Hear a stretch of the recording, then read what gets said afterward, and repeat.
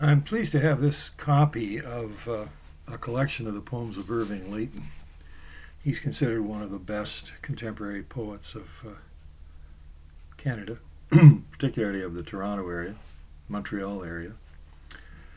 Uh, I kind of dismissed his poetry in school, and that was before I really had any personal journey in poems.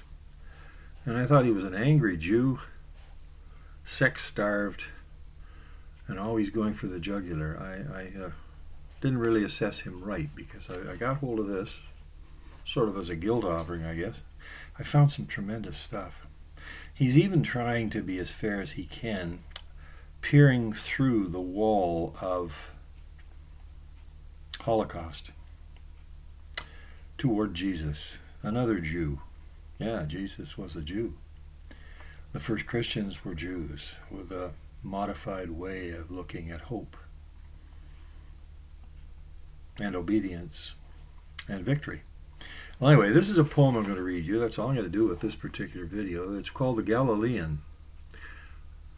Only for one sickening moment, the houses in the hills of Jerusalem blur into a pain dull as nausea, clearing into steel-sharp, agonizing focus as he feels the wet, corroding salt leak down his death-pale cheeks and beard, and his dying senses track the guiltless insect, making a noisome halo around his head.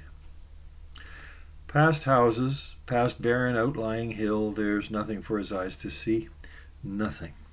And nothing is in the red folds of the sky. No father's voice to call or comfort him, though they've raised him high enough to hear it. Only the demented noise of the insect, and below that, the Roman soldiers dicing loudly for his bespattered garments. Though no one has forsaken him, he is lost, mistaken and lost, and dying for an absurdity, for a dream, a fairy tale, an illusion. Still he's not embittered, though bound he's free. Free at last from hope and self-deception. An instant before he gave up the ghost, he'd have wiped the troubling mist from his eyes. But the stranger's hands were nailed fast to the cross.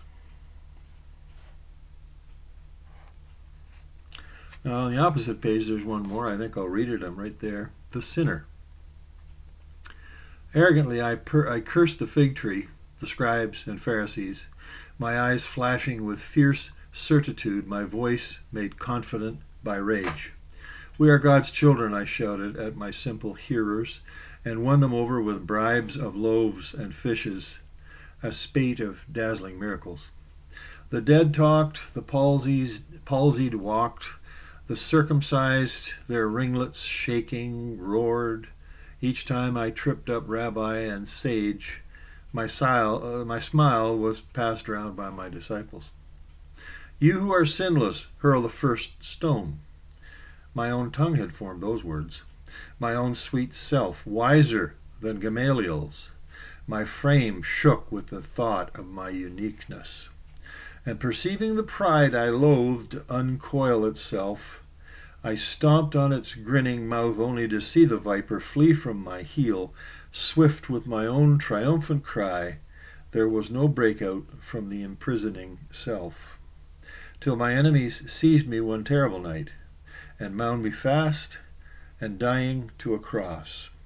Then, godlike with bitter self-knowledge and sinless, only with my last groan did I give up my pride.